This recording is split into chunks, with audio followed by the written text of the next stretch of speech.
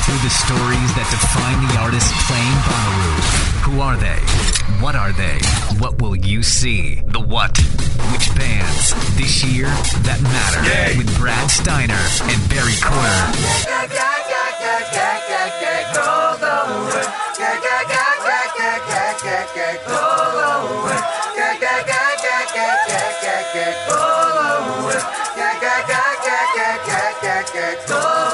We just want to just be alone. We just want to just be alone. I don't want to just be alone. We just want to just be alone. We just want to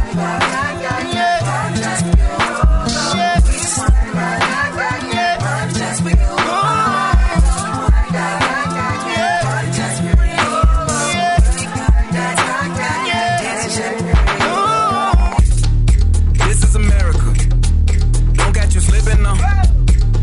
Slipping now. Look what I'm whipping now. This is America. Don't catch you slipping now. Don't catch you slipping now. Look what I'm whipping now. This is America. Don't catch you slipping now. Look how I'm living now. Police be tripping now. If you were wondering whether or not you should check out the Childish Gambino set at Bonnaroo this year, all I have to do is point you to Coachella 2019. Watch that from the other night. Oh my God. Wow. That set was phenomenal. I didn't know the Childish Gambino thing. I didn't really get it. My God, do I get it now. All right. Did you watch it? Not yet. No, Oh, man. I'm going to. Welcome to, I think, like the second of Christmas Day. Like, Bonnaroo fans, we get like 3 Christmases through the year. This is the second one. It is schedule day. Yeah, it's fun. We've made a habit of having our meeting, which I guess we did a little or mini one. Yeah. Already. So. We need to. So this is when you start getting the campsite together. This is when you get your group together. You all either Skype, FaceTime, get to a bar. Once the schedule comes out, this is when you all get together and start figuring it out because now it's crunch time. It is Bonnaroo crunch time. This is the What Podcast. That's Barry Corder. I'm Brad Steiner, a podcast for Bonnaroovians by Bonnaroovians on schedule day. Now, not necessarily schedule day, but we've had a few days to actually like absorb the schedule, talk to some listeners. We're going to talk to some today, and we might even be joined by one of our campmates later today. I know. That's what I mean. Isn't that fun? I mean, Mr. Sunshine, Mr. Positivity, radiating energy and happiness at all times. His name is Brian Stone. If you caught some of the episodes last year from camp, you might have heard his voice. He also has his own podcast about, I don't know, things he complains about. Curmudgeon-y stuff. Yeah, curmudgeon-y stuff, yes. So he can actually, I think this is his email address, curmudgeon-y stuff. Anyway, he's going to join us a little bit later on this afternoon, too, for the podcast that is dealing all with the schedule. And I don't think that you can go too far through the schedule without finding so many conflicts, and we'll dive into those, too. But right off the top of my head, they released the schedule earlier this year than ever before. Everything is earlier. Everything's earlier. Everything's a little bit different. Right. They're trying, I guess, some new things to pump in some new energy. But let me just ask you this, and maybe it's because I'm by nature a conspiracy theorist. Do you think that they put any energy into thinking they released the schedule the same week of Coachella's first weekend? I think all of that has some impact. I mean, if, they released the schedule earlier because all these other festivals were releasing theirs, there's only so many numbers of tickets that can be sold to all of these things. And so, I don't know too many people that can afford to go to more than one. True. Certainly not many. Mm-hmm. So when decisions are being made, if you see a Coachella or a Hangout Festival already and you like it, you pull the trigger. Well, you see, I definitely don't think they're going to change anybody's mind when they release the schedule on the week of Coachella. But I do think that they maybe deflate the balloon just a little bit of the Coachella energy. Sure. I don't know. Maybe I'm just making this up, but it just seemed odd that the same weekend of Coachella they announced the schedule. What comes next weekend? What about Coachella weekend too? Or do they announce the Super Jams next weekend? They were still. Was it this week? That was the last week where you could make your payment plan type of thing. Okay. So, I think are we into all a of new that, tier now? Yeah, I think all of that plays in. to how these decisions are made. Now, I don't know we're not in those war rooms, so I don't know the exact decisions. Now, going back and seeing when you first got the lineup, and we loved it so much, more than many years in the past, did seeing the schedule change the way that you saw the lineup? No, not really. In fact, it's kind of, I think I told you earlier, I don't have nearly as many conflicts as I have in the past. Really? And maybe it's just because of all the discussions we've been having. It's probably going to likely be a game day decision for me. Yeah. Every year, as we laugh, we joke, but it's the truth. Every year there are these don't miss. There's no way I'm missing that show. And then, yeah. Look at that. Chair feels comfortable. I had a couple too many Bloody Marys. Whoopsies. Well, it's not just that. Well, not just that for me. A lot of time it's work related. You know, I want to take a picture of so and so, and the band that I was so adamant about seeing is on the other side of the farm, or internet's not working for me, so I'm struggling to file things for work.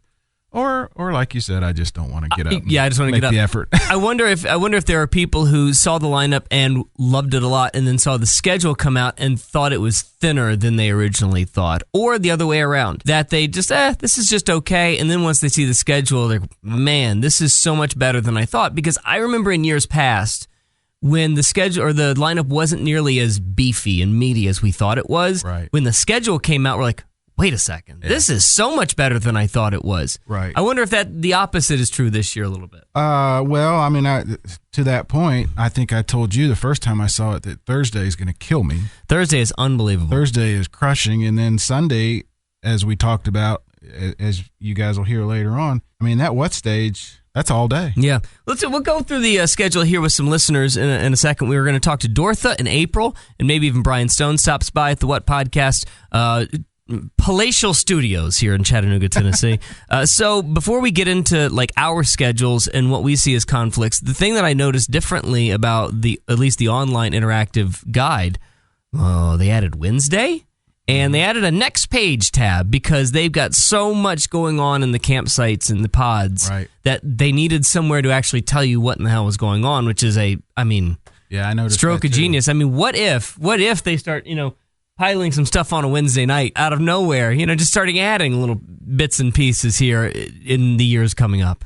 Yeah, I thought about that. Not to out anybody, so I won't say names, but if you remember, we did hear from somebody who sort of said, kind of wish we hadn't let that get out of the bag like it has, out of hand. Yeah, the Wednesday stuff, getting there on Wednesday. Yeah, it's just the week gets longer and longer. By the way, speaking of showing up on Wednesday, are they still doing that event on Tuesday night celebrating the original Ikachu or Ikachu, whatever it's called? As far as I know. Okay, so Rubus would be the ones kind of involved. Hey, Rubus, let us know what in the hell's going on there. So this is what they did. So if you don't know, before Bonnaroo existed, on that same exact site, there was a music festival that was a tremendous failure. They did mostly classic rock, and nobody showed up, and it was lives in lore as one of the biggest disasters in music history.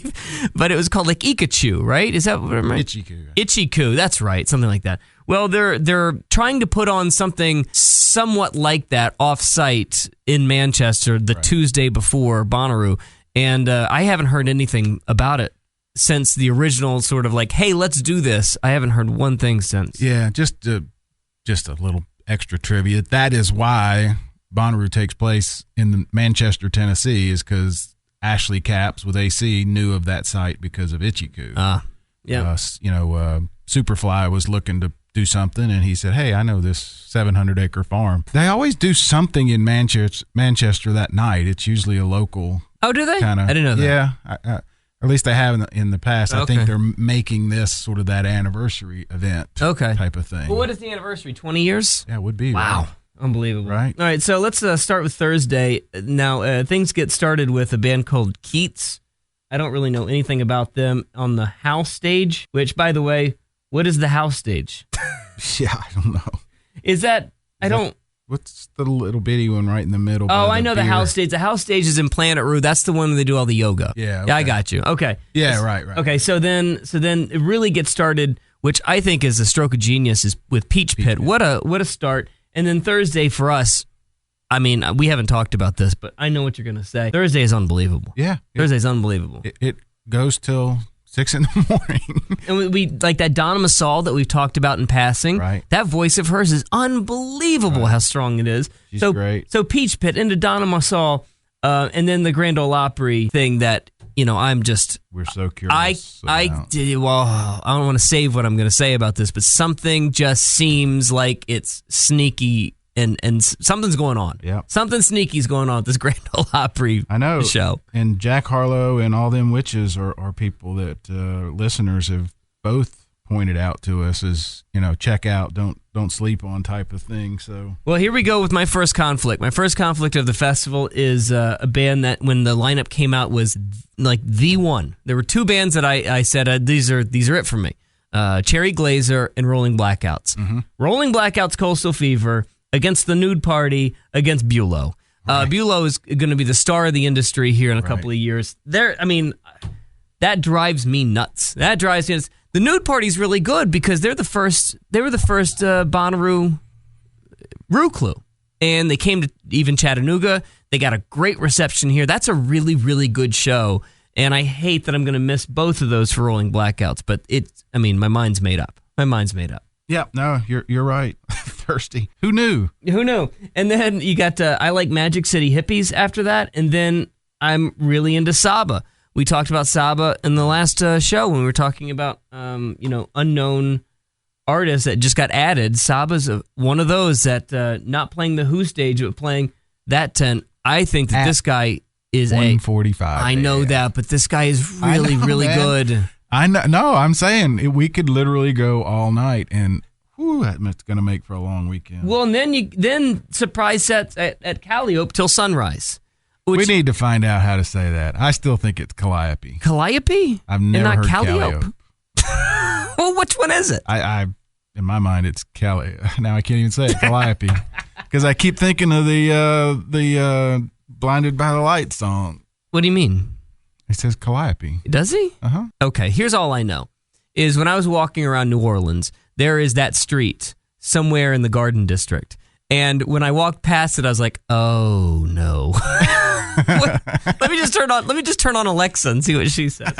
But here's the problem with that surprise till sunrise set. Right. That means we're going to be up till sunset. Uh-huh. Not because we're at the stage, but because our camp is right next to it. Uh-huh. So, welcome to 6 a.m., Barry. Yeah, it is right next to it, and it is loud. I don't know what sunrise sets at Kalalala means, but that's going to last till 6 a.m. I'm telling you.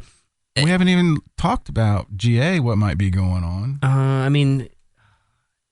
Look, Thursday night was the first night that last year was the first night. Was it Thursday? Yeah, it was Thursday night. I went to GA. Or was it Friday night? Oh, God, I don't even remember. Right. But there is all kinds of stuff in Thursday night. But we missed GA. the repeat thing on Wednesday night. Right. And who's going to be sneaking out into GA on Wednesday night to play? I'm telling you, let me just give you a word of warning here. Thursday is such a great day, and you're going to be in such a good mood. You're going to love everything about life on Thursday. Reel it in. Pace. Yes, please pace. Please don't go crazy until 6 a.m. on Thursday. You've got a long, long race to run. Please keep it together. That's all I ask of our people. But yeah, like if you go through some of the stuff that's happening on the GA site, I don't care what it is. I'm just going to pop in and see what the hell's going on. Even our buddies at Lightning 100 are doing whatever this means. Lightning 100 and Tons Guitar Pool. What in the world does that mean? We'll have to do a podcast afterwards and talk to people who never left camp. Oh, my God. That's a great idea. Who literally just went from pod to pod in GA. Yeah. Oh, I'm sure there's plenty of them. That's what I bet you're right. So you go to Friday. So Thursday lasts until 6 o'clock in the morning. Then Friday, to me, is maybe my busiest day. It has every artist that is on my wish list playing on Friday. That's why Thursday is. I just look at it with my heart, with heart palpitations. It's like, oh, Brad, please don't do this. No. Please don't hurt yourself. Like I got made fun of by a friend of ours the other day when I said I really need to start working out to get my body in shape for Bonnaroo. Oh, I have. I'm not quite to the circling dates on the calendar, but I've it's every opportunity I get is take a walk, Yeah. Yeah. It's my back. This I- old man's back I'm very worried about. It wakes me up in cold sweats. Because it's like T minus 60 or something. Oh God! All right, so you go to Friday. The artist that you picked out, Monsieur Perrine, is starting off Friday against the Teskey Brothers and Ida Mae. Ida Mae, another artist that we talked about Ida Mae's great. When we did the additions to the lineup a couple of weeks ago, or was it last week? Ida Mae is terrific, and I really just love her voice. I think that's, between those two, I think that's a perfect way to start Friday. Yeah. Chill. Especially after. Yeah, it's really chill. The soundscape will be nice. If it's not too hot, I'm going to be like freshly showered and ready to go.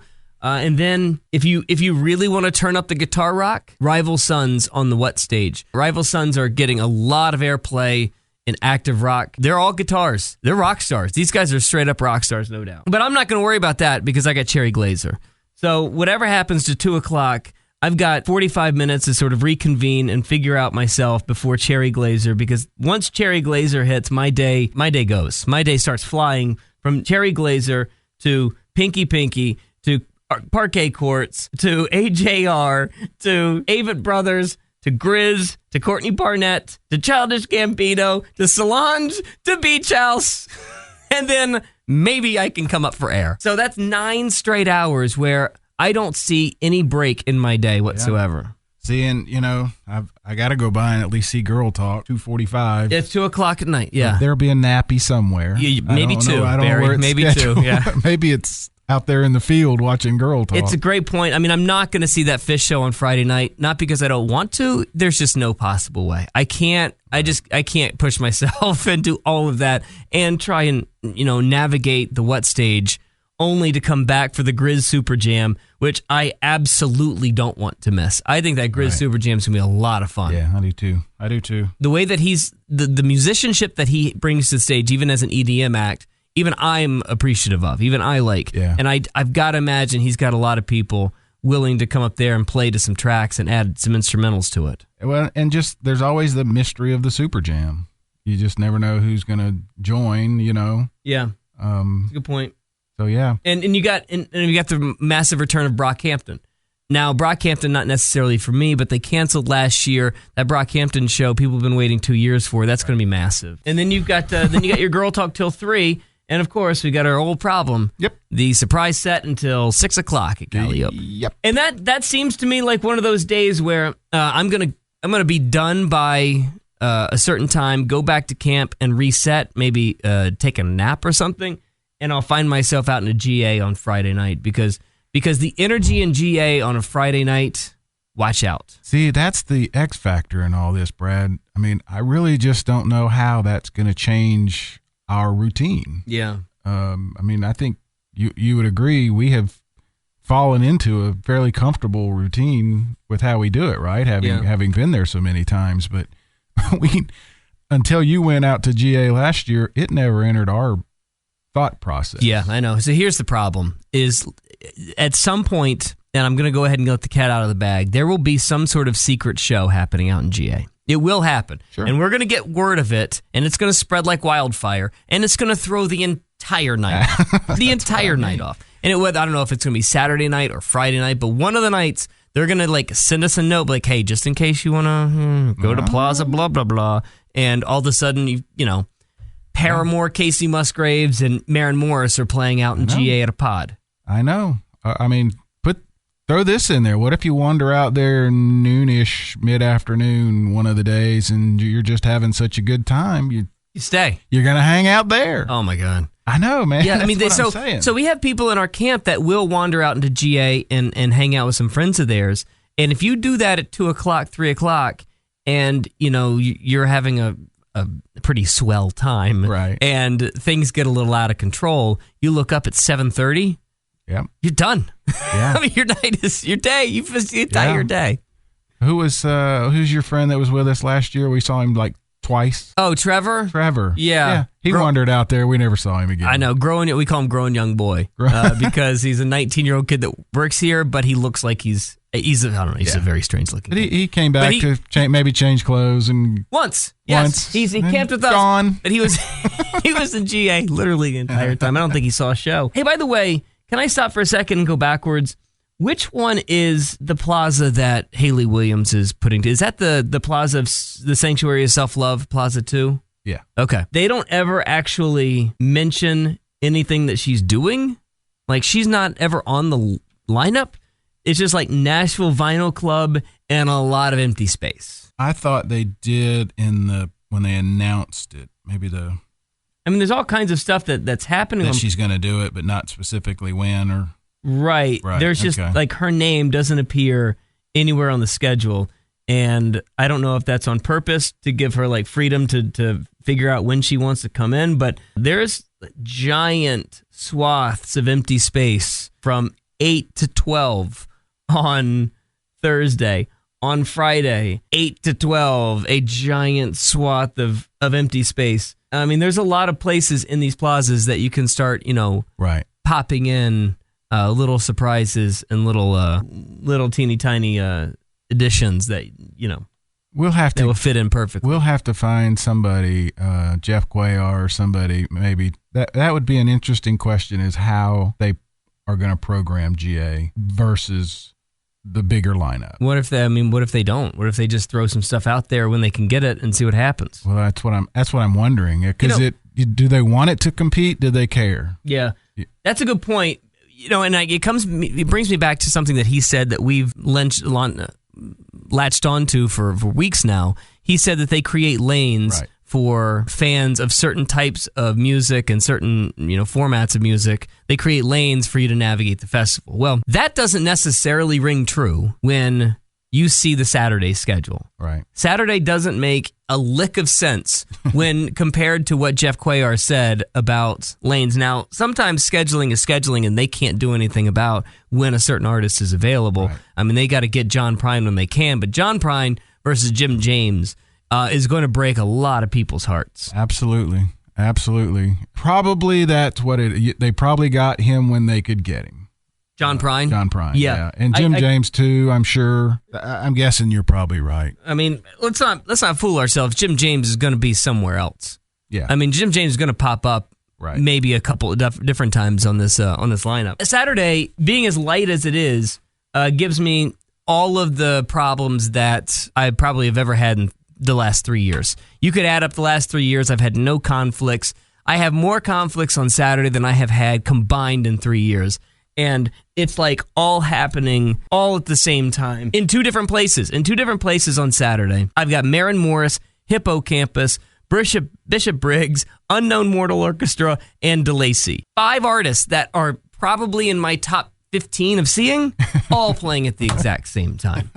And I don't know what to do with that. I really don't know what to do with that. And then if you want to go even further, I've got Casey Musgraves, Jim James, John Prine, Odessa, and the National all happening essentially all at the same time. Right. And but here's the difference. If you're a 15 to 20 minute set guy or girl and you want to just pop in and watch 15 to 20 minutes, that's perfect for you. Right. I'm just not like that. I was getting ready to say that. You and I watch differently.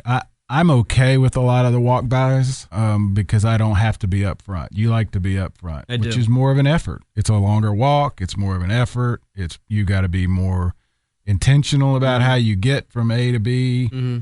I don't have a problem walking to the back and getting 15, 20 minutes. If I like it, I stay. Yeah, that's not for me. Yeah. I will say that something odd. Childish Gambino's got 3 artists playing against him, 4 artists playing against him. Post Malone has nobody, and frankly, the National doesn't either. The National has Space Jesus, Republican Hair, and a silent disco set from AC Slater. I gotta imagine that if something happens in GA. Yeah, that's what I'm. It's going to happen somewhere between Jim James and, say, midnight when Post Malone's done. Something around there is when it's going to happen because that seems way too empty for me to not think something else is going on. Yeah, that's what I was getting at. I would love to know. Man, that takes some coordination, though. Yeah, it does. That takes a genius to be able. I mean, I don't know look if at the Matrix, but somebody far smarter than me. Yeah. That's not a high here level. And there, yeah. All right, so the National is my sort of my final show, essentially, of Saturday. I mean, I want to see Post Malone. I really think it's going to be fun, and I'm gonna make every effort to get there. But if National ends at 11, there's no way I'm getting to where I want to be to see Post Malone. And here's the other thing: going back to Friday, dude, there's a big problem. Imagine how hard it's going to be if you are a huge Courtney Barnett fan, which I am, which you are. Right. Brian Stone is a huge Courtney fan. Going from Courtney Barnett and getting to Childish Gambino, Courtney ends at 9, Childish starts at 8:45. I'm just a guy that doesn't like to be 150, 200 yards away from the stage. So I'm going to have to make sure that I'm somewhere close for Childish Gambino, which means that hour and a half before, totally gone. That means I miss entirely the entire Courtney Barnett set. Yeah, I know where you're going, and that's why in my head, I'm physically, how am I going to do that? How am I going to get here to there? Probably not. Yeah, you're going to see if you're going to go to Courtney Barnett, that means at 8:00. That means at 8:00 you're going to have to leave just to get somewhere that is manageable for Childish Gambino. And same with Post Malone. For people who have never been, all of the stages are sort of in the Bonnaroo area, and they're navigable. But the What stage is the only one that's sort of its own gated entity. And there are two bottlenecks. Yeah. I mean, and they are massive bottlenecks. Yeah. Since the McCartney one, that was such a huge crowd. Yeah. And I have a feeling this year is going to be... I think Childish is going to be massive. Yeah, Childish is going to be massive. And imagine the people who desperately wanted to see Grizz, Gojira, Courtney Barnett, and then all of a sudden, they've got to leave at least 30 minutes early from the set that they wanted to see just to get to somewhere to see Childish Gambino. See, and not to keep going back to that GA thing, but in the past, there was no reason other than you were just flat out tired or whatever to not be in Bonnaroo on those Friday and Saturday nights. You know what I mean? So that everybody was there. I just wonder if that whole comfort factor, hey, it's pretty cool hanging out where we are. I'm curious to see how that impacts some of these crowds. Yeah, and so you get that problem. You get that problem for the Childish Gambino show, and then on Saturday you get the same, like you said, the same problem for Post Malone. Now I don't necessarily see it as big of a problem going from the National Space Jesus AC Slater to Post Malone, or from camp to Post Malone. But I can see myself probably skipping the Post Malone show because I love the National so much, and I'll be done for National at 11 o'clock.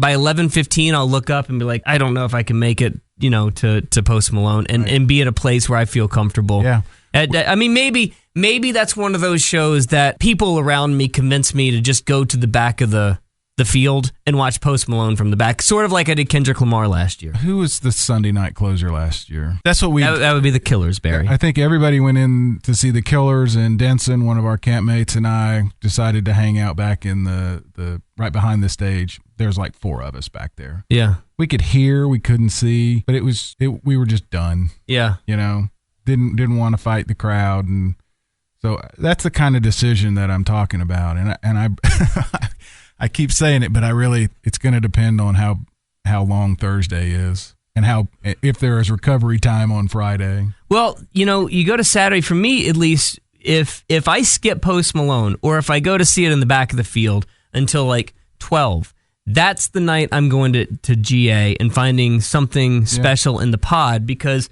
honestly, there you go. I've got nothing that interests me after tepid interest in Post Malone. Nothing past that. Lonely Island, you can forget it. And then the rest of it is just sort of like Gucci Mane. I'm not. That's not me. But I will. That's a walk by. If you give me something in GA, I'll be out there all night on Saturday night. Sure. I'm with you. That's probably. When is the beer exchange? Oh God, I forgot about the beer exchange. If it's on Friday, I'm going to get killed. I think it's Friday. Oh no. Oh no. And we need. Oh to my confirm, God, this is the other problem. We've got people that we're supposed to be interviewing on the fest. We got work. Oh no! Yeah, we talked to them about doing something from the beer exchange. My Friday's ruined. I'm going to get crushed on Friday because that's essentially when all the artists are going to be there. All the artists that I want to see are going to be available to be interviewed that day, which means I'm going to be taken away from their show. Oh God Almighty! Yeah. I'm First gonna world Bonnaroo problems we're complaining about exactly. I'm going to suggest we think about it for a minute and then just let it happen. All right, so let's go to Sunday, and we'll talk to a couple listeners here in a second and get their perspectives on the schedule and conflicts.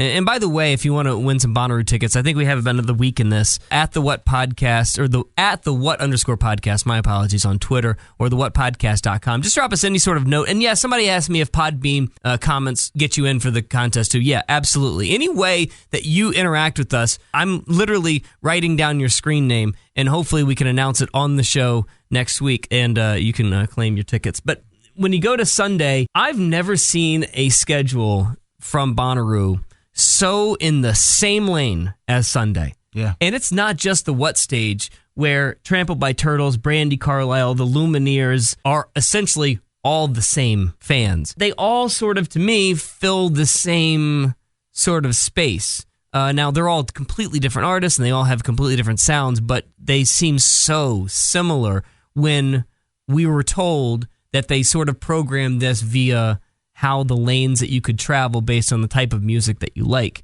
That, to me, Sunday is all one big lane. I'm not sure, and you know more of these bands than I do, but it feels to me like there's 3 or 4, maybe 5 or 6 lanes. It doesn't feel all over the place to me like maybe it has, unless you consider that EDM and, you know, the Nashville Grand Ole Opry are polar opposites, I guess, in that. But there are 4 or 5 distinct lanes, but there's not 12.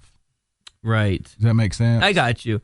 You have any schedule? You have any conflicts on Sunday? I'd like to see Walk the Moon, Lumineers, and I'm definitely going to see Little Dicky. So that one, sure, that's gonna be tough. Brandy Carlisle is probably an entire set for me, though she will be here at our Moon River Festival. Well, that means you miss a lot of the Princess set, which is Maya Rudolph and the Prince cover band. Yeah, and you know, Hobo Johnson's one of those that people spoken highly of. I think that you're going to do, and by the way, my boy Patrick Droney is playing exactly at that time too. Yeah. It's going to be tough. I don't know what I'm going to do, Patrick Droney versus Hobo Johnson. I would like to spend 15, 20 minutes at the outset of that Hobo Johnson show just to see what it's about, because he's such a lightning rod of right. back and forth. But Brandy Carlisle on the What is everything that's right about Sunday. Yeah. Everything that's right about Sunday. It's a 4:00 show. You can probably, if you get there early enough, get into the pit. You know, it's one of those moments where I love Bonnaroo and I hate it all at the same time, because it's going to be 200 degrees. I'm going to be miserable, but I'm going to love every second of standing in that pit in the blazing hot sun with her. It's everything I love about the festival. Yeah. Now that I think about it, because of my job at the paper, I have photography access, so I may shoot Brandy. That would be a good one to get the first 3 songs. Yeah, that's probably what I will do. Yeah, assuming I get in. And again, I think so. And again, what I will keep reiterating: the 4:00 What stage show to me is the festival at its best, because it's so easily navigated. Yeah, you can get into the pit pretty easily.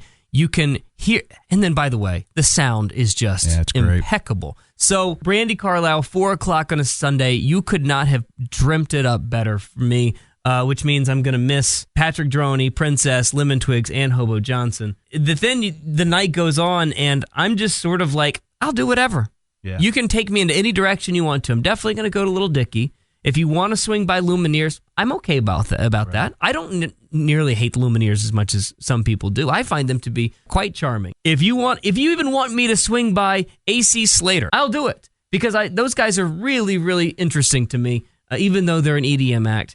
And then if you want me to go to Mac DeMarco and try to brave that crowd is going to be massive. There is not a better piece of scheduling, honestly, than putting Mac DeMarco against Cardi B. Yeah. Because let's be honest, they might sort of be in the same lane, so they can split the crowd and make at least manageable, because his crowd and Cardi B's crowd are going to be massive. I bet that's the night we go see Fish. That is going to be the night I at least give Fish a try. Yeah. I have never once seen Fish. I've never had an interest in Fish. I've never spent time. I liked a few albums when I was a kid, but maybe that's the night I finally give them a shot. It feels like it could be a good night for all of Camp Nut Butter to just sort of find a corner in the back and I would be unwind, have more than happy with that. Yeah, get a beer, let it happen. Yeah, I would have End of no the week. problem sitting on a blanket Sunday night watching fish. Yeah. That's fine by me. That's what I'm feeling. I'm all into that. You want to talk to some listeners and get their takes on the schedule? Absolutely. Who are we talking to first? We have up first Dortha. Hi, Dortha. How are you? Hey, Brad Steiner, Barry Corder. How are you? Hi. I'm great. How are y'all? I speak as one now. I'm Brad Steiner, Barry Corder. I like I it. speak as one. We're a one couple. person. This is Brad Barry. this is Brad. not where I thought my life was going. I did not expect this to be where I ended up. Hi, Dortha. How are you, dear? I'm great. How are y'all? We're excellent. How many days are we down to? Ooh, I think It's getting Uh, close. 60. Wow. 62, I think. I think Yeah. I saw something on Reddit. How many Bonnaroos you been to, Dortha? This will be my third one, but I haven't been back in a few years. Like I went to 2014 and 2015. Why'd you take a few years off? Mostly financial stuff. The squad ended up there was always a reason that we couldn't go. Where do you live? I'm in Kentucky, so just outside of Louisville, so Yeah. not far at all. Yeah, see, Brad and I, we only have to drive like an hour, so we don't consider, we don't think about those 15-hour drives some people make and the 8 hours, so. You know, it's, Right, yeah, I think we're down to 2.5, but now my sister lives in Nashville, so we go down a couple days before. what was your initial impression Right. of 2014 when you walked in? It was just nuts. Like, it's an entire different world. Like, it's just insane, and it's really hard to describe if you haven't been there, because even if you've been to another major festival, you've not been to a Bonnaroo. Right. Right. Yeah. It is interesting to talk to people who've never been because their perceptions are all over the place. Usually that it's a big, sweaty, dirty pigsty type of thing, but you can't. Well, it is that. Well, it can be. Right. But you can't. Possible. The hardest thing is to explain to people is how big it is. I think that just the Well, farm. as the entire place you're talking about when you talk about the campsites, etc. It's definitely not the biggest music festival that you can go to. Lollapalooza is damn near impossible to navigate. It's Okay. just so big. Wow. I mean, they take up the entire park, and to get from one main stage to the other it might be a 1.5 mile walk. It takes Wow. forever. It's 45 minutes, straight 45 minutes to go from one stage to the next. So if you have a main stage artist that you want to see on one side, Right. there's no possible way you're going to the other side to see the guy playing right after that. Just not happening. But I do see your point as far as Bonnaroo is concerned. That's what I actually think the opposite. I find it to be actually small and quaint. well, that's because actually- we've done it a lot. It's You think when so? you first walk in, it's pretty overwhelming. That's Don't you probably think, true. Dortha? That's probably true. Yeah, I got lost. We were partying really hard one night, and we just kept saying, well, we just have to find the Ferris wheel. If we can find the Ferris wheel, it's going to be all okay. So we just kept going in a circle around the park, and we just kept coming back to the same place, not realizing that we had no idea how to get to the Ferris wheel, which you can see from the entire center. Right. Right. Well, you really, I That's like a good party. I do take that for granted because now that I think about it, the first year, or actually the second year that I went, they still at the time had the Mounties. That they had literally in the festival in Bonnaroo, they had the cops riding the horses. Right. And Oh, wow. it was one of those nights, Dortha, where it went a little too hard, way too fast, and by the time I found myself, it was pitch black at night. It might have been midnight, 1 o'clock in the morning, and I swear to you, when I looked up and I saw a guy on a horse, I thought all hell was breaking loose. It's like, what world did I just walk into? It made no sense. Like, I had to ask people around, like, the next morning, I had to wake up. It's like, guys, did you see a horse? Yeah. Right. Like, Right. is that real? I think it was the My Morning Jacket Witch Stage show at midnight or so. I tried to go from one side of that field to the other, and it was so crowded and there were people passed out on the ground that you had to kind of look down. Right. When I finally looked up, I had no idea where I was. It was a sea of people. I couldn't tell you which, I don't know. It was pretty weird. It does. I guess I do take it for granted how much we've been there and how familiar I am with maybe every step of that place. Yeah, absolutely. Because to me, like, the fun part on Wednesday when we get there is taking that tour through Bonnaroo and just seeing what they've changed, Right. what they've rearranged a little bit. Like one year, I could never forget how we talked about the fact that they moved the comedy tent, or no, they moved this tent. They angled it just a little bit. Remember, we talked about that for 3 days. 3 days we talked about just the way they angled a tent. Well, since you brought that up, we haven't talked about it since last year, but you're convinced they moved the hill. They moved the hill. Look, I'm not talking about this again. He hung me out to dry in front of Ashley Caps. We're taking a tour of the grounds. You know, like they take the press on like a tour where you can walk around on Wednesday and see the whole place like you haven't seen it before or something. But they take all the new media out there, and it's just different to see it in the daylight and empty. Right? And Absolutely. So when it's daylight and it's empty, when you're standing there at the wet stage and you turn around, that hill, that VIP hill, had been moved at least 50 yards. At least 50 yards. You know I'm right about this. No. Okay. And so And when I've never been more embarrassed to be standing with Brad and Ashley Caps when Brad's asking and Ashley's like, moved what? he looked at me like I was insane. He looked at me like I was riding a horse. Yes. Like, where did you get this horse? And I'm convinced that they moved that hill closer. I'm convinced. I spent that entire weekend eventually thinking that you were correct on that. Thank you, Brian. I couldn't get it out of my head. Thank you, entire Brian. weekend. I'm looking at that damn hill. I think it actually is close. I'm telling you, they're not going to admit it. We sat there with Ashley Caps, and he looked at me like I had 10 heads, and we moved a hill? And then he's looking at me like, you brought this guy with you?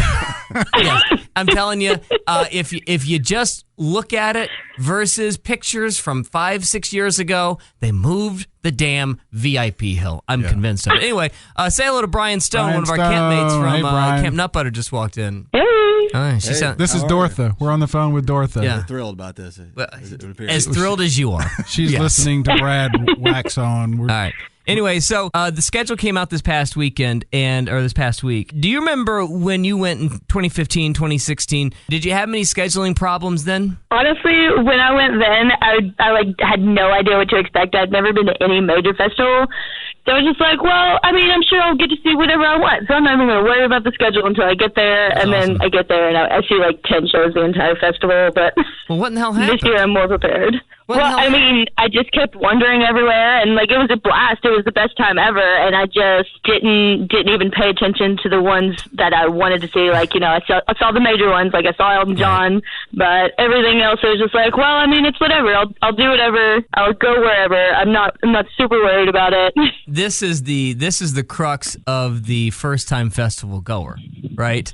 They end up not giving a damn about who's playing. Yeah. And this is why we keep saying every year that the lineup just does not matter. Lineup matter for some music festivals, and of course they affect the bottom line. But if you make the commitment to go and let yourself go and let yourself enjoy it, you really probably don't care too much about what you're seeing and when you're seeing it. Right, and that's where I was in those years. But this year, I've just been so into this lineup, and there's just so many different things that I want to see. Like what? That I'm very. Let's hear the list. Well, I mean, so like the number one thing that I saw, whenever the lineup first released, was the Friday night was Grizz and Gojira going on at the same time, and those were two that I was super hype about. So I still don't know what I'm going to do with those. Now, before you go any further, so Gojira is of course the heavy metal band that we actually talked about a couple of weeks ago. It's weird that you go from Gojira to Grizz. That's an odd compliment. Yeah, I don't think a lot of people are going to have that set conflict. But True. with me, I like all the music. I listen to just about everything. And I've been looking forward to seeing Grizz since I first heard him a couple of years ago. I just haven't had the opportunity to actually see him at a festival. Yeah. Like Gojira, I found after the lineup dropped this year, and I started listening to him, and I was just like, this is insane. Like, what they can do with these instruments is nuts. It's nuts, and it's loud. And here's where I don't think it's going to be necessarily too much of a conflict, but the sound bleed from one stage to the other, those are two very, very loud artists. Right? Grizz and Gojira, literally within 200 yards of each other, might be pretty troubling for somebody in the back of the Witch stage. Right, like you can't stand in the middle of any of that and expect to have a good time. Oh my God, your head's going to spin around That's and Courtney explode. Barnett, too. Yeah, we'll be a Courtney Barnett, so that's not necessarily too much of a conflict for us. What are some other conflicts that you have? There's a couple that the Drax Project, the one that y'all actually just recently featured whenever you did the Who podcast. On Thursday night. That's going against Jack Harlow, who is a Kentucky rapper, and Really? I'm super excited to see him. And I'm from Kentucky, so I'm just like repping him a little bit because he's great. But they're on at similar times. I think there's like a 15 minutes that they aren't overlapping. All right. So tell me about Jack Harlow, because the only thing that I will comment on is he's got the oddest head of hair I've ever seen in my. That's a mop. That is a mop. Yeah. He Yeah. works on that. He got way too into Beaver too young. Man, I don't know where his hair starts and ends. I don't. That is an odd look. All right, so tell me about Jack Harlow. He's just a rapper, and I just like what he does, and he talks about Kentucky a lot in his raps, and there's not a lot of Kentucky people that are coming out musically. You got Jack Harlow and Tyler Childers. He's only 20. That's stunning. Yeah, The kid's only he's 20. young and he's great, and I like where he's going. The fact that he's already doing Bonnaroo right now at 20, you go, guy. Yeah, Great. and look at that. He's down the road from us in Atlanta. He's There's actually, nothing about that picture that says rap. No, nothing. Nothing No. at all. He's a cellist. If you want to amend some of these problems, if you want to fix the Drax Project thing, you're more than welcome to drive to Chattanooga and see them perform at my festival, The Running of the Chihuahuas, which they will be performing one of their very first ever U.S. shows right here for free in Chattanooga. All right, so what else do you have that's on your list? Let's see, the Childish Gambino and Jade Cicada. I have heard just crazy good things about the Jade Cicada show and seeing it live, and I've looked it up on YouTube. But Childish Gambino's got to win.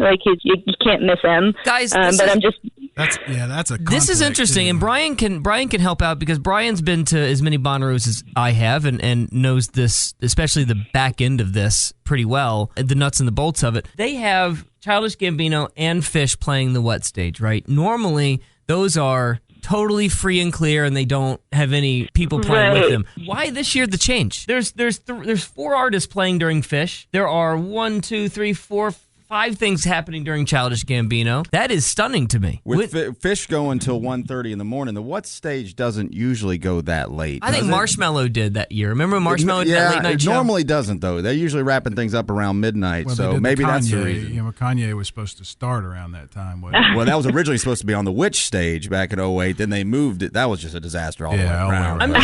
I don't know. Like when you said there's a conflict with the Childish Gambino show, I thought you were mistaken because normally they don't put something against one of the headliners on the what, and now they're packing a whole bunch of stuff happening during Childish Gambino and during Fish. That's very, very surprising. Yep, Post Malone is the only one who's going unopposed this year. Man, that's a good point. I didn't even think about that. Yeah. So when you think of for the nerds, for the guys, the poster nerds, I consider myself one of them. Post Malone going unopposed. Is he your headliner? Is he your number one Poster nerds, it's Fish. I know that, but they're not going unopposed. The only place they're going unopposed is Sunday night. There's nothing else going on anyway. But anyway, neither here nor there. I'll tell you, the conflict, to me, that's not really a conflict. It just makes my decision. I would maybe give Fish a try. I'm not a Fish fan. It's not something that I've ever been it's never been a deal for me. Right. So my decision's made because Beach House is playing. Done. I don't. Yeah. Don't need to be doing three that. sets of Fish is too many. I think, and I'm a fan. I think one would have been good enough, but I'm gonna do late night Fish, and then I'll be on Sunday. No, on Friday. I'll be at home on Sunday night. No, you won't. Yes, I will. No, you won't. Yes, I will. I know you. You're not Maybe going to be home. I know. God, you break so easily. It just depends. Just depends. This is what we do for the whole week. All right. What else? You got anything else that is conflict? I think Saturday to me is my lightest day, but I can imagine people being very, very worried about Saturday. Yeah, the John Prine Jim James. I think that's just mean.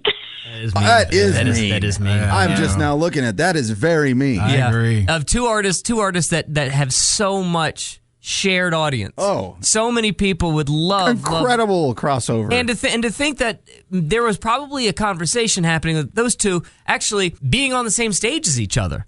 Well, that's not going to happen. Right. Right. I could see Jim Takes that James out. I could totally Yeah. see Jim James walking out there and playing with John That's Prine. a good point. Right, I was definitely expecting that. I like the way you said that, though. That's just mean. That's good. My biggest conflicts, if that's the right word, is all day Thursday. That schedule, I may be dead by Friday morning. Barry is going to be under a blanket for 3 days after Thursday. That thing he's goes- He's going to walk his limit on Thursday. With that, it just goes all night. I mean, Thursday's already a great day. It's loaded up. And then you have any problems on Sunday? Sunday, it's starting with the Ripe and Kikagaku Moyo. Them being on the sale. Like, those were two that I also discovered after the lineup came out, and I was looking forward to both of them because those are some that I've looked up on YouTube, and it's just like their live shows are incredible. Hey, Dorotha, can I go ahead and put $100 on the fact that you're not going to go to either one of those? I know. I did not want them to be that early. Yeah, 1 o'clock on a Sunday. Good luck.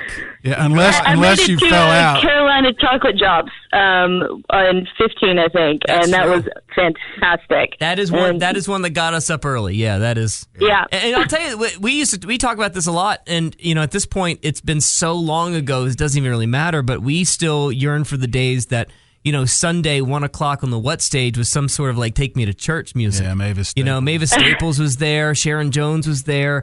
That was the Charles Bradley slot. Year after year, they put these really great soul artists that almost would be like church-like on a Sunday morning at 1 o'clock. Morning. Right. 1 o'clock. Yeah. But they don't do that anymore. Carolina Chocolate Drops really the last time where I feel like I was taken to that moment on a Sunday.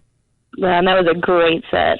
That's not going to be a conflict, so stop. But the Sunday on the What, though, that is going to be a pretty chill day. Trampled by Turtles, Brandy Carlisle, Lumineers into Fish. I mean, You're that's right a about stoner's dream right there. our buddy Nick at camp, he'll basically like, oh man, look at that! I could just get high and sway to that shit. All right, sway day. That is that's one solid lane. Trample, but they're all essentially the same sort of mode. They're all in the same sort of wavelength. That's pretty. Yeah, Right, lead right into the next one. Sunday works for me well. Friday is good. Saturday is is going to be a resting day. There's not a ton for me on Saturday. I agree. Sunday's We big. never agree on this. Sunday's good. I agree. Yeah. All right. Sunday's going to be bouncing back to try to see Little Dicky and then Walk the Moon. All right, who's the artist you're not missing this year, Dorotha? Honestly, Peach Pit, and they're first thing Thursday, and I am not missing them for anything. They're amazing.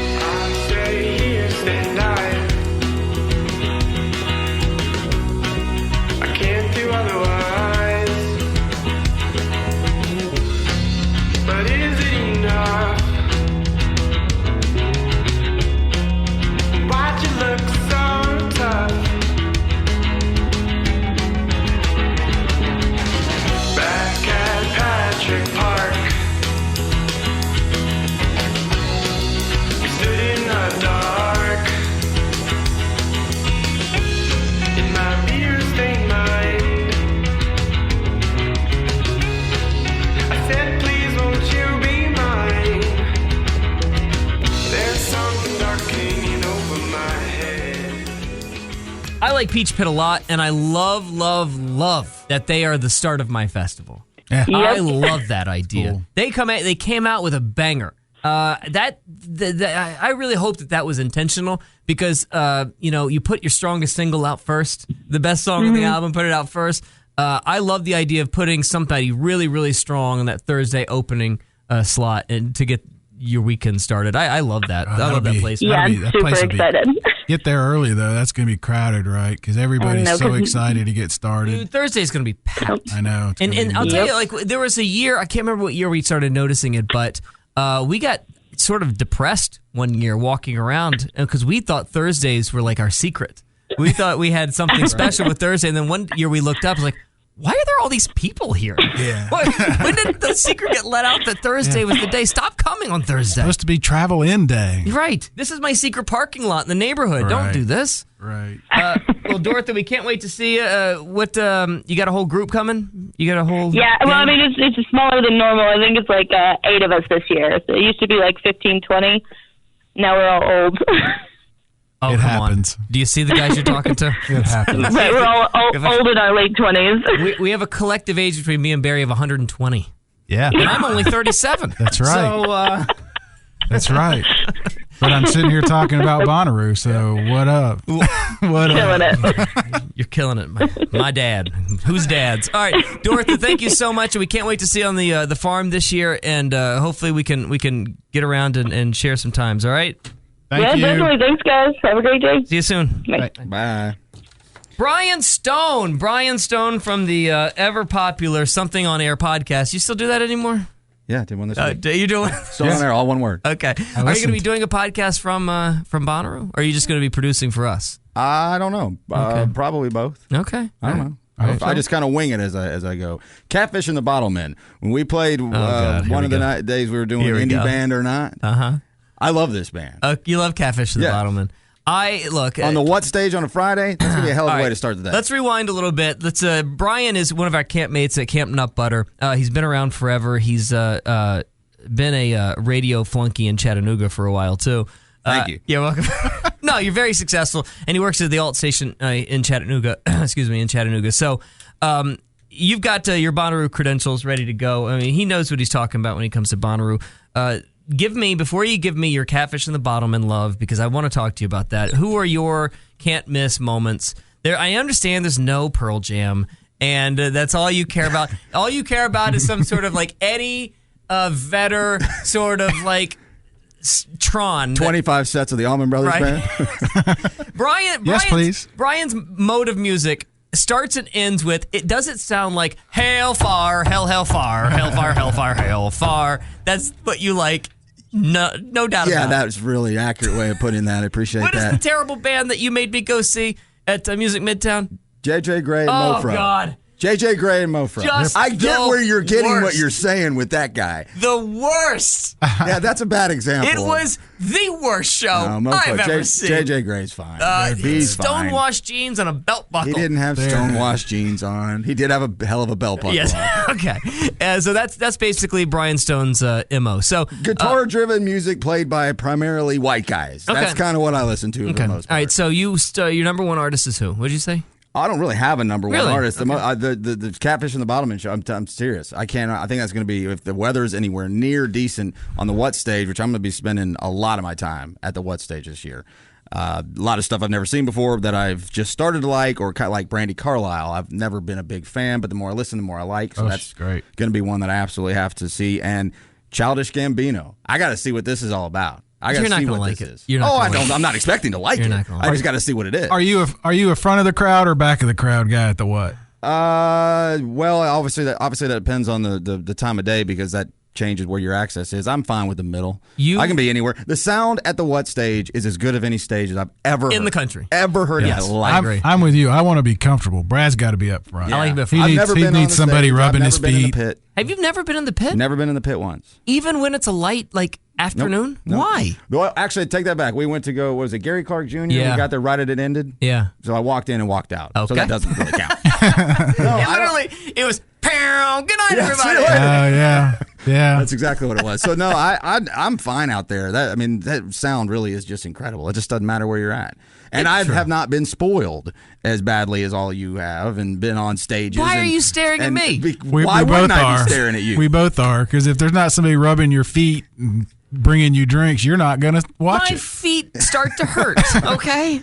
So Need no, a I little don't know help. what I'm missing out on. And then Spoon was my only real opportunity to get on the what Oh, stage. yeah, I invited you on stage for Spoon, and you said, nah, no thanks. It was Sunday, man. I was tired, and I didn't believe you necessarily. And then you missed one of my great when Bonnaroo moments when what I met did you Billy say? Joel. Doing well, sir, or something No, like that. good work. Billy Have I Joel? ever told this story on the show? Yeah. Have Yeah. I? Good work. Great work. Great work. to I Billy had my Joel. moment to meet Billy Joel.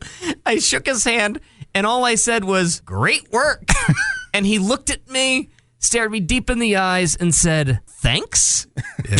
Good talk. Great talk. Great talk. Nailed it, Brad. But after Catfish and the Bottlemen, What day is that? That's Friday early. I want to see what AJR sounds like. You're not going to like that either. I don't know that I would, but I'm just curious what I'm those not- kids will sound like Look, live. Okay, I'm not gonna. I'm not. I hope I'm not giving you the wrong impression, listener of the What podcast at the What _podcast on Twitter. I just know Brian's musical taste so well. I just know him like the back of my hand. I know what you're going to like. I know what you're not going to like. Hits the radio of AJR's it's an okay sound. I don't dislike it. Look, I've been on these kids for 6 years. We talked to them on the podcast. They were outside our radio station in front of 5 people. This was 5-6 years ago, right? These kids have got it. They're pretty young, right? They're very young. Yeah, they're great. Nice. But it's going to be poppy. It's going to be pretty poppy, and I don't know if you're necessarily into that kind of stuff. Luckily, the Which Stage is easy to get in and out of, so if I get bored, I'll get out of there. But basically, it's all just getting ready for Courtney Barnett at 7, whatever. Yeah, you're it is, such a Courtney Barnett Oh, fan. my goodness. I'm lost in love with it. It's almost unhealthy. Okay, It's so almost unhealthy. I invited him She's to be good. on stage Great. for Spoon, and he said, nah. And then one year, I invited him into the trailer to watch Courtney Barnett play I in the didn't know trailer that for either. me and 3 other people. And at the time, do you know what he said? I'm sure this is not verbatim, whatever he's about to say. Verbatim. Quote. I promise. Put money down. This is what Brian said. Brian Stone said to me when I said, hey, you want to get in here and watch this hay bale session with Courtney Barnett? He goes, who's Courtney Barnett? Yeah. Who did we see in there last year? Dua? No, she didn't do the hay bale session. Last year I saw... You and me and Hillary were in there for somebody. I saw Japanese Breakfast in there last year, and I saw somebody else. I can't remember the other person I saw. I think it was Japanese breakfast. Yeah, Japanese Breakfast is fantastic. I definitely messed that one up Yeah, you blew in it. 2015. Yeah, That's all right. At some point, when did you start trusting me with this? I still don't trust you for Yeah, some as reason. Gary said, And what are you talking about? Look, I had a chance that I could have gotten into the pit to see Tom Petty and didn't. Why? I went home. Okay. so that What was happened was the Sunday night time. it was a period. Sunday night when, what happened was my daughter called and said, I got us both into the pit for Tom tonight. I said, great, I'm in. And then I sat in a chair. It was done. Did it. Done. That damn chair got you every I time. called her later and I said, I'm going home. Skipping out on the pit for Pearl Jam for a stupid girl. Yeah. How'd that work? Worst idea ever.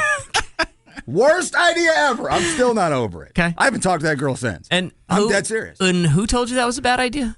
Everyone, but certainly you. Okay, thank you. She's really pretty though. I've really tried very hard. Been there. Over 15 years, Brian, I've tried very hard to be your life coach. But you just refuse to go hand in hand with me, Thelma and Louise style off of this mountain. Well, we don't really spend all that much time together. That's at the Bonnaroo. problem. No, because you're always on stages, and I can't go there, or pits that I can't get into, or I refuse to go. I don't know to. why you don't even try. That's insane to me. Like, here's what's crazy, is if you are even just a regular Bonnaroo GAer, Yeah. how in the world do you not at least try to get into that pit if you can, especially on the afternoon shows? They're Some so people easy. don't like. I mean, some people like have the room around them. I guess. Brian is right because Brad and I had the same credentials last year, but for all the years prior, we didn't. So we'd be at camp. It'd be like, "Come on, let's go see this show," and we'd get there, and Brad would See go ya. right, and we'd go left. See you later. It's not the same experience. I like to fly solo at Bonnaroo too. I like to just do my own thing. Well, we've said Run that into when I before run about our Camp Nut Butter. We've been all to camp together. We have a great time. We all love it, but we do not go to shows together. It is very strange. We try to find one or two. Yeah, there's a couple meetups, but Other than that, no. Well, I mean, frankly, if there's 8 of us, we go 6 different ways. frankly, half of our camp doesn't even leave camp, including Brian no, Stone. I leave. This joke has gone too far. Really? I leave the camp a lot. Really? I spend a lot of time in the media center. You left the media compound. You left our camp to go smash nabes all year last year, but you didn't go to shows. That was an outlier. All right. Technically, he did leave the camp. Yes, you did. 20 feet away. 20 feet away. Yes. To a different camp. To someone else's tent. Yes, it was very strange. All right, so who else you got? You got any other conflicts on your schedule? The schedule overall isn't strong enough for me to really have anything I would consider a real conflict. I feel like you've really tapped out of music for a while. I think that you've hit. Now, I'm not being insulting. I think that you've hit that age where acquiring Nothing new new. things. Yeah. acquiring new things is not necessarily. No, in your I mean, wheelhouse. what am I looking at? What day is it that the record company opens on? What is that Sunday? No, that's Saturday. I mean, there's a record company. There's Hozier. There's Odessa. There's the National. There's Casey Musgraves, Jim James, You a John National Pine. I can fan? see any one of those. I don't think that you're a National fan. I would go to the show. I'm not saying I'm a fan. You'll hate it. It won't be for you. But there's plenty to see, but nothing if I miss it, I'm going to be sitting around being like, damn it, I can't believe I missed that. What about for you? I mean, Jim James, of course, I'm a My Morning Jacket fan. I'd love to see that. How about for you, the Soul Rebels? Are you a Soul Only Rebels? know the name. Okay. Soul Rebels and Trampled by Turtles. Two things that I think you'd be really I know into. Trampled by Turtles. Yeah, you'd like those. So is Soul Rebels this year's pick that I have to like? I will come up with my Brian Stone pick. I'm not ready to give that to you yet, but Okay. I do have some ideas. Yeah. All right. Yeah. Because every year I give you a pick.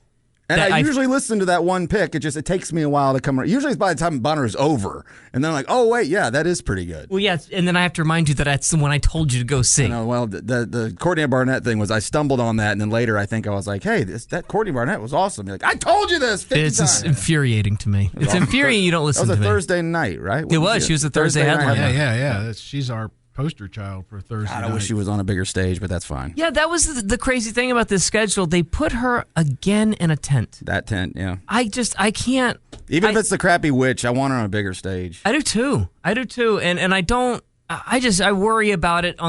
First off, I think that tent is my least favorite stage of the entire festival. I'm not a big fan of any of the tents, to be honest with you. I like. Me either. For some It's reason, not a comfortable crappy place spot. to Really? watch me. Well, if you get a lightly attended show, it's okay. But Right. if it's just bad, if it's just really hot, you just have 10,000 people under there trying to get out of the sun. Yeah. Well, the thing I don't like about when they're crowded like that, if you get a good spot sort of up front, you got all those people that have to be the up front people, and they just keep continuously from the Never end, stop. Never stop. Somebody's trying to get in front of you. I don't remember which one I was. It was raining. I had a good spot, and 10 minutes later, I was outside in the rain. And I don't remember moving. So I went home. Luckily, they put Went to the those, tent. they got the screens out there now, which help, but it's just not an overall great experience. Well, some people like that a lot more than this, mostly because there's that elevation, there's that hill that you can sit on and kind of see over everybody. Yeah, that you do kind of feel like you're in a hole, right? Yeah, Am I thinking of that right one? One of them, you feel like there's no way to get elevated. That's this. I mean, that on is you have Closer to this which? on the left, Yeah, that I'm on the getting it right, turned around. and that to me is maybe a better viewing experience if you're not necessarily invested in the artist. Like for instance, T-Pain last year, we all watched T-Pain from that hill on that, and we hated every second of it. But nonetheless, it was a nice way to I can just sit back here and see it. This doesn't necessarily give you that. The Super Jam was opportunity. that way last year, too. We were all there and had a comfortable spot outside, and Yeah. we weren't invested like you. No, Couldn't see anything. We could hear. But I'm invested in Courtney Barnett, and there's no possible way I think that she should be on a tent. And I'll be honest with you. Look, I love AJR. I love those kids. I'm stunned they put him on the Witch stage. Stunned. How in the world they put AJR on a Witch and Courtney Barnett in a tent is baffling to me. Absolutely baffling. Used to keep it cool, used to be a fool. All about the bounce in my step. Watch it on the news, what you gonna do? I could hit refresh and forget. Used to keep it cool.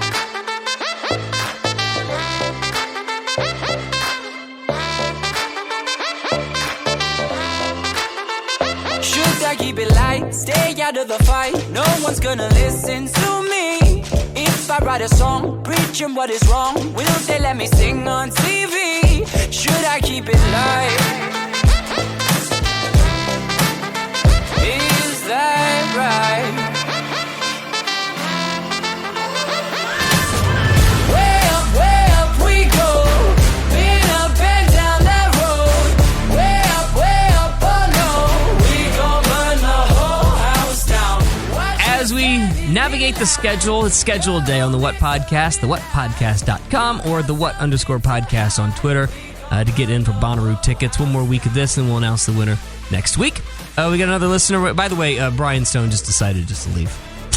Why did he just walk out? I don't know, but I wanted to tell people listening, if you want to know what the week in Camp Nut Butter is like, you just got a little taste. Oh my God, that was just. I mean, that's not even scratching the surface. No, but that's what happens. Yeah, that's over and over all day. So and bless his heart, he keeps coming back. He's coming back and loves it. And this year keeps trying to tell us he's going to bring a girlfriend to witness this abuse. He's out of his mind. Let's talk to another listener. Who do we got now? April. Hi, April from Knoxville. Hi, how are you? What are you doing? I am touring my work's new bar that they just built, or they're building. Oh, well, hello. I was just down in the basement. Well, hello. My liver is If throbbing. you're ever in Knoxville, come see it. You know, there's a really great brewery in Knoxville called Print Shop. Yeah. I'm a big fan of theirs. They got good beers. Yeah, I haven't actually been there yet. Okay. I used to live on that side of town, but Okay. not anymore. I live downtown. You're in Knoxville, so it's a very short drive to Bonnaroo, isn't it? Very short. How many times have you been? This will be my 12th year. Wow. 12th Big year one. on the farm. Boy, we don't talk to many vets that have numbers that high. We've been talking to a lot of people that are 3, 4, 5ers. But Barry and I have been saying maybe for a year and a half now, the people that have been there for 10, 12, 13 years, imagine that first one that you went to and the difference that it is today. How it's scary. unbelievable it's a different world.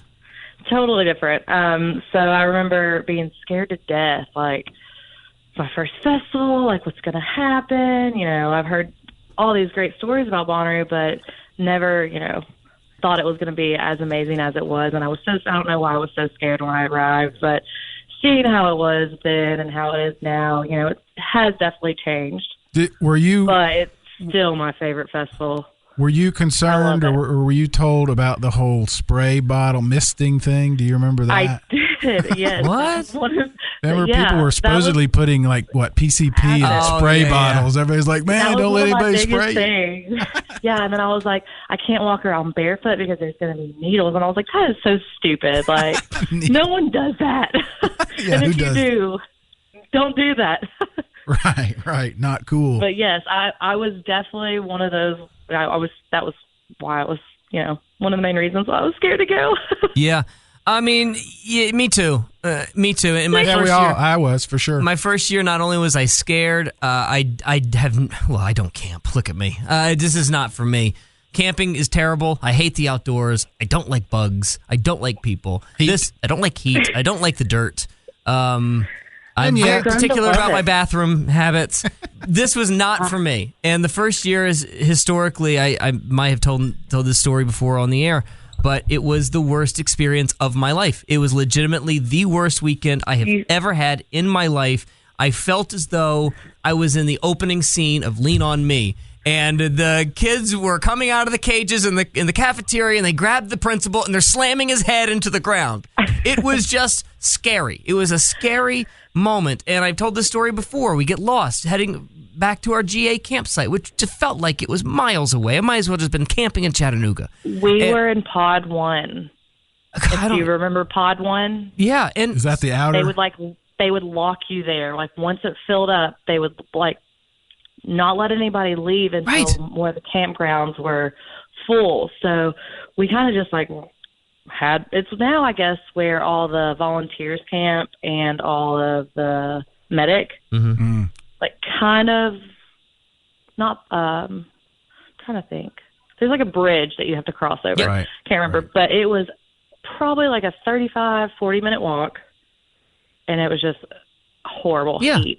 Yeah, and I made that, and here's the crazy thing. I made that walk the first year, and I thought it was, it was never going to end.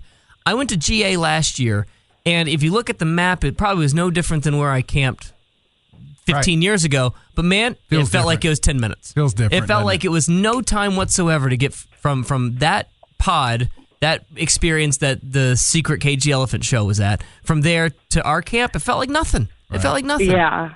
That's the genius of how this thing has evolved and changed, and really they've taken the user experience and completely upended it and made it so much better. Yeah. I think we were kind of camped there around there last year. I think we were in between 2 and 3 the past 2 years. So we weren't far. Right. Have you gone as a fan every year, or has it been work related anytime? No, fan every year. Wow. That's pretty good. One year we decided we were going to skip Bonnaroo and go try Hangout Festival. And then we got an opportunity where my friend had a friend who had an extra guest pass. And as you know, because you camp and guest, it's one of the best things that you could possibly have. We don't really like talking about it. No, it's terrible. It's just something that just it sounds so shitty when we talk about it, Yeah. Well, so she ended up getting a ticket. So I went on Craigslist and found a guest ticket online, and we did guest one year. this year we're doing group camping for our first year, so we're excited about that. That's really cool. That is cool. Yeah, we've never done group camping, but we have, all of our Knoxville friends are excited, so we're just going to do a big group this year. How many? We're shooting for 25. I think we have Wow. about 20 right now. Wow. And they're all from So- Knoxville, or are they coming from everywhere? Most of them are from Knoxville. That's cool. That's really cool. We have some that, are from Nashville and Chattanooga, so we'll see how many we have when it all boils down to it. When you look back on your Right. 12 years, what is the one memory you got? Is it a show? Is it a camp experience? What's the one that comes to mind God. first? Paul McCartney. Me too. Yeah. Me too. Paul McCartney. Pretty Hands special, down, wasn't it? I mean, it was the best show, and I was really hoping that he would come back this year, but then I thought about it, and I was like, I don't think that show could top That's the first right. time I saw him. I felt the same way. When I heard the rumors, I said it on the show, and I said it to Barry. Yeah. I was like, man, I've already had that moment. I don't want it again. But then I realized not everybody had that moment. So, if they want to bring him back, I'll let somebody else enjoy it. I'm not going to go. That was a really interesting discussion for us because I think Brad and I both felt the same way. I've already seen it, but then we thought, there have been several bands that we've seen several times. It's always something different. And like you said, other people haven't seen it. So I can go either way on that one. Yeah, it's and- going to be hard to top for And sure. the reason why McCartney is mine too, over anything that's ever happened at camp or somebody I've met or a show, the reason why that McCartney thing was so special to me is I was sitting there in the pit, and in front of me was a guy and his girlfriend and then their friends, and Maybe I'm Amazed comes on, and he drops down to one knee and he proposes to her.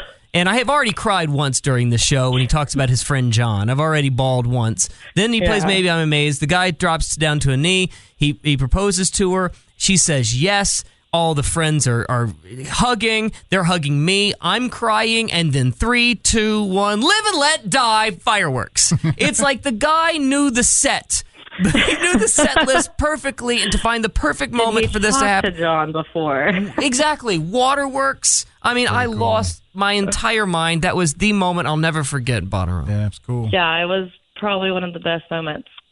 Yeah, Best we- shows I've we all ever went- been to, period. Went back to camp and talked about it some more. Woke up that next Kept morning, talking talked about it some more. It was pretty- so good. One of our campmates got back to camp and he said, I'm going to go home now. Oh, yeah, I remember hearing that. I saw everything I need to see just now. It's that not going to top it. Not going going to home. top it. You know what? This head in the heart, it's just not doing it for me after McCartney. Too bad for them. All right, so when you look at the schedule this year, who's top of your list? Oh, so I love jam band. Do you? I'm gonna go see Fish. I'm gonna do Trampled by Turtles, the Wood Brothers. Love me some John Prine, Jim James. That's gonna be my. That's gotta be your biggest issue, conflict, though. Conflict wise, is gonna be Jim James, John Prine, and Odessa all at the same time. Yeah. So We talked to Dorotha earlier. She said that's just mean. Yeah. She had a great line. That's just mean. Jim James versus John So, Prine. I mean, obviously, John Prine's a legend. I have to go see him. I'm going to see Jim James again, hopefully. Yeah. And Odessa's going to be around. So it's like one of those things, like, I may split my time up between Jim James and John Prine, but I'll just have to see Odessa another time. Let me just say this, and I don't want to be morbid about it, but I've gone through this twice, specifically with Solomon Burke. There's nobody I love. I'm a soul music guy, right? So I like 50s and 60s soul music. And Solomon Burke is top of the list for me. It's Solomon Burke, Syl Johnson, Otis Redding. Well, when I saw Solomon Burke on the lineup, I said, I don't care what's playing around it. I have to see this right now because I don't think I'm going to see it again ever. And by the way, he died 6 months later. So if you've got the shot, see John Prine before time runs out. Right. Exactly. Absolutely. Tom Petty. Tom Petty. You know how much me, I'm not even a Tom Petty fan, and I I'm remember irritated that I never dancing saw in the- that show. I didn't in go. the rain to Tom Petty closing out Bonnaroo. Was it 2013? Yeah. Yeah. I think I- it was. And it was that was a great show also. So yeah, you have to, when legends are in front of you, you have to take it by the reins and go That's right. for it. What are some other conflicts you have other than Jim James and John Prine? So we have a Knoxville band playing, and they're some good friends of mine. They are playing at the Ville on Thursday, but that's during oh gosh. Well, who's the Knoxville band? What's their names? 3-Star Revival. Check them out. They're awesome. Okay. All right. Yeah, but they're playing during Grand Ole Opry. Yep. Ooh. So so I'm like, this is really hard. I love you all. And I left last year because they played last year also. I left Pigeons playing ping pong to go see them. So I feel like I have an exemption this year. You do. You got a free pass. And they're a Knoxville band, so you'll see them again. Yes, exactly. There's something. Some of my good friends. So I'm like, I feel like I should support you, but at the same time, I did last year. There's something about, I don't know what is in my head about this, but something just doesn't feel right about this Grand Ole Opry show in a good way. There's a specific reason why it's on Thursday, and there's a specific reason. Something. What's that? And I'm very curious as to what they're going to be doing since CMA Fest got moved. Right. I agree. I agree. Absolutely. Something is not clicking, and maybe that's what it is, because there's something up, and maybe that's why I feel so like weird about it, but I can't miss it. I know this is going to be something, and I don't know what it is, but that's what I want. I can't miss. And as we've said, AC now has a Nashville office. I mean, there has been a Nashville push for 3 years, and the CMA's moving. I mean, that was an agreement, so I agree with you. There's something up, and when you have don't miss, and when you have on the lineup Maren Morris, Brandi Carlile, Casey Musgraves, how would you not connect the dots here? And exactly. And I'm pretty sure Casey Musgraves and Haley Williams. They did. They just did a song together at a show. Yeah, girls just want to have fun. I mean, there's going to be a bunch of crossovers for sure. Haley Williams has got an exhibit in the pods. No way she doesn't come out on Grand Ole Opry. She's from Nashville. And I'm crossing my fingers. I know this sounds crazy. Miley Cyrus. I was thinking the same thing, but I didn't want anybody to be like, you're wrong. A boy can dream. I mean, JT lives in Nashville. I'm coming out with Lonely Island. I'll be honest with you. If you ever want to, if you ever just want to go find Justin Timberlake, just go to the Puckett's in Franklin. He eats there 3 times a week. I know people that live in Franklin that talk to me like, man, this Justin Timberlake is all the time in Puckett's. It's like he owns the place. I always felt like Justin's not ever going to do Bonnaroo because he has his own festival. I mean, he runs that. He basically has his hooks in that pilgrimage festival in Franklin. So I can't imagine him doing any sort of Bonnaroo thing. That's very true. Plus, I don't know if, he's a lot of money. He's a lot of money. He's a big number. And it's going to be a big number just for him to show up for 15 minutes, too, by the way. And that doesn't seem like the Bonnaroo speed. But, it's crazy. He also has a lot of money, so it'd be, maybe he does 15 minutes just because it's fun. I know. He does. It's a short drive. I mean, he got to have a lot of goodwill. I wouldn't be banking. I wouldn't either. The Lonely Island, I don't know. We'll see. But I definitely want to do that. It is surprising to me. Like, there's a couple of scheduling surprises that we didn't understand. First off, AJR being on the Witch stage is stunning to me. I cannot believe. I just started listening to them, and they're awesome. They're fun. They're a fun pop group. I don't understand the Witch stage when you have Courtney Barnett on a tent. And I am pretty stunned that Lonely Island is doing that big of a set that late at night. It is late. And that was another conflict of mine. Is it? I wanted to see Grammatic because I haven't seen Grammatic in a very long time. And that's the same time. And Joe Russo's almost dead. Like, again, I love my jam band. That's going to be a great, fun late night dance party. But all that's going on at the same time. I haven't said this yet, and I've been avoiding saying it because I didn't want to make anybody mad. And contrary to popular belief, I make people mad on my radio show, not here. That's a much different world. I hate Lonely Island. I hate it. I hate it. I hate it. I hated it. I used to hate them too. I hated them on Saturday Night Live. I cannot stand that guy, and I've got a very, very specific reason why I don't like that kid. That guy on Brooklyn Nine-Nine and the guy that's in Lonely Island. Andy Samberg. Can't stand him. It goes a long way. It's a long history as to why I dislike him so much, but that is something I'm absolutely not even going to pretend that I'm going to. I'm not even going to tell you. I will not sniff it. I will not walk past it. I don't want anything to do with it. That's the last. I'm I'll bring betting that we up. see him there. I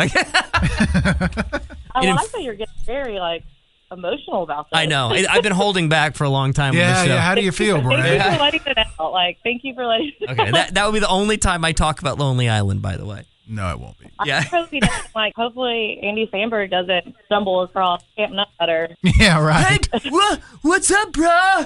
Hey, guys. Now that would be Gate entertaining. closes.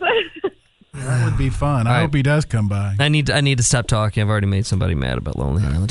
All right. So, any other conflicts? Any other things that has got you troubled?